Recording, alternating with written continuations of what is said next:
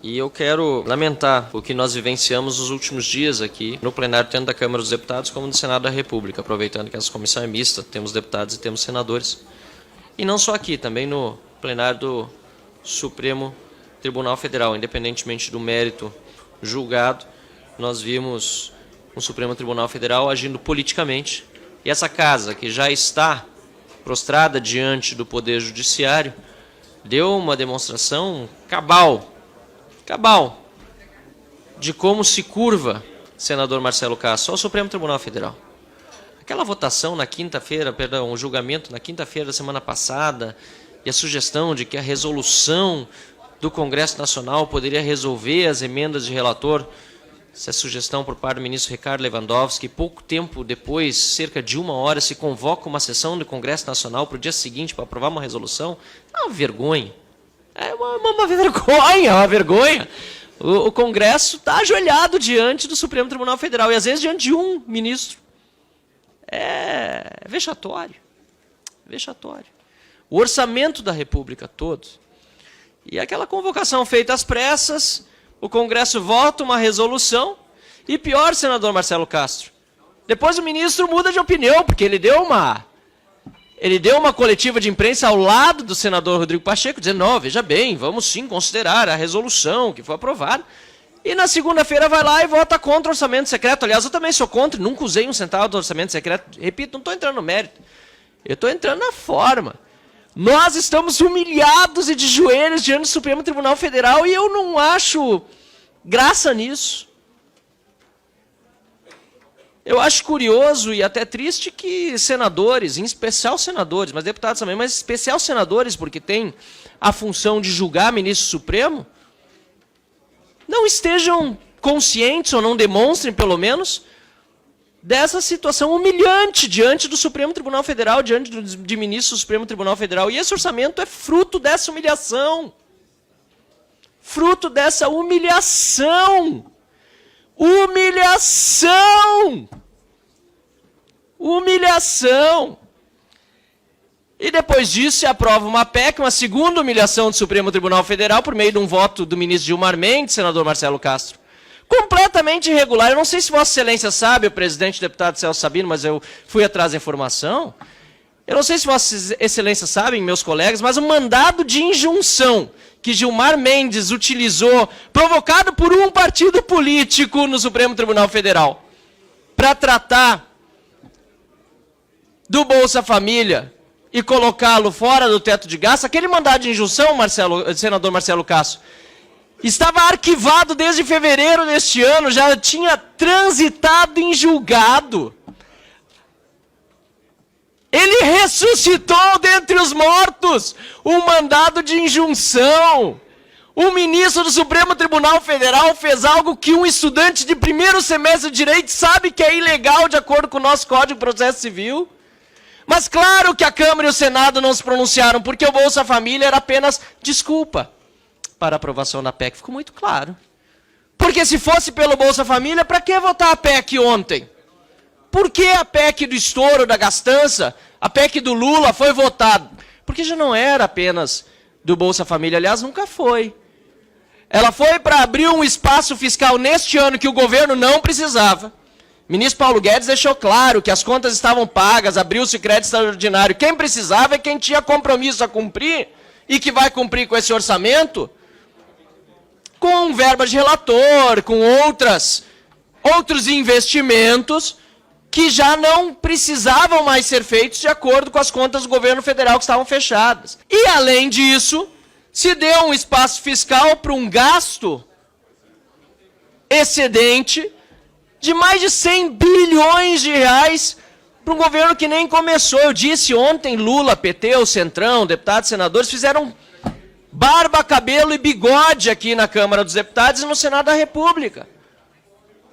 Aprovaram aumentos de toda sorte para quem mais ganha na elite do funcionalismo, inclusive para ministro do STF, para deputados federais, para senadores, para membros do Ministério Público, Defensoria Pública.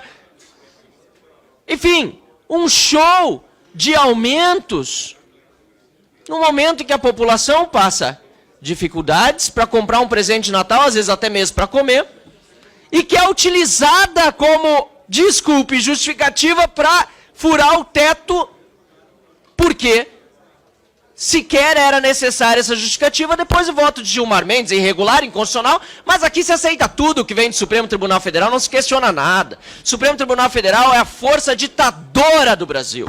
O que o Supremo fizer, se determinar que determinadas pessoas, perdão, determinadas é até feio, se decidir que determinadas pessoas podem ser fuziladas no Brasil ao arrepio do Estado de Direito, e eu estou recorrendo ao absurdo, que é uma técnica importante sim da retórica, mas é um absurdo possível nesse país.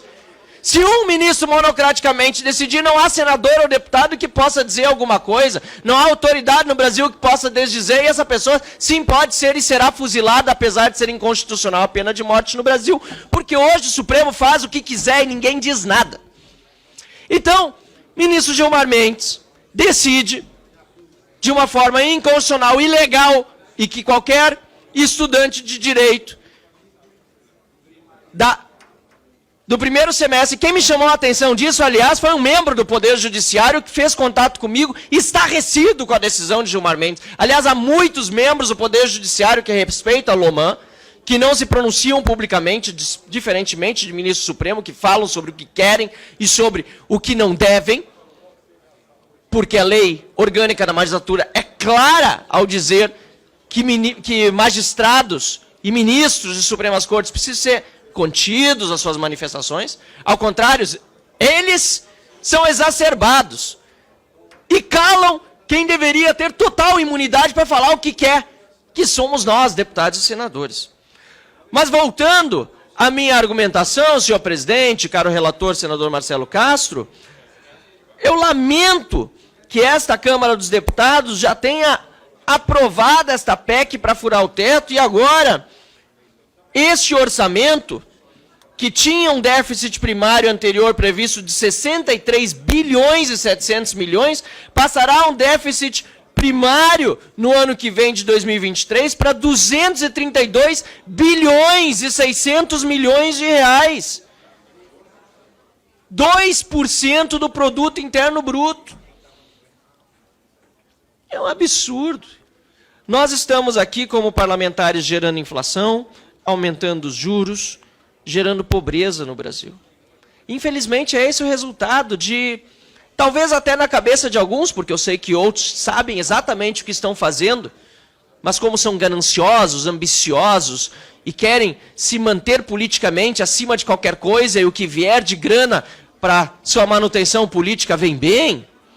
Mas, infelizmente, tem muitos que se deixam levar pelo discurso falacioso, enganoso, de que se está ajudando os pobres, no fundo se está prejudicando os mais pobres.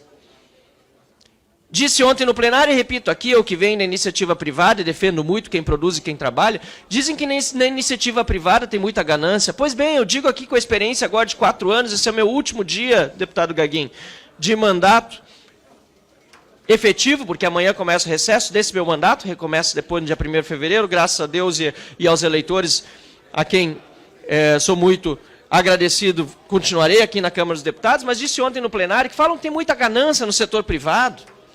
Eu nunca vi tanta ganância na minha vida como tem aqui nesse parlamento. Nunca vi tanta ganância como vejo de determinados, não todos, tem muita gente bem intencionada e com o oposto disso na sua forma de atuar aqui, mas nunca vi tanta ganância como deputados e senadores que querem usar do dinheiro do povo, inclusive gerando dívida que o povo vai pagar, para única e exclusivamente se manter no poder. Eu lembro a todos que caixão não tem gaveta. Para que essa vontade de se locupletar e pegar dinheiro, gerar dívida, inflação e juro e tudo que vem junto com o orçamento desses, apenas para se manter no poder? Vale a pena? Eu acho que não vale. E por isso voto contrariamente a essa peça orçamentária, com toda a vênia àqueles que discordam da minha posição. Obrigado, senhor presidente.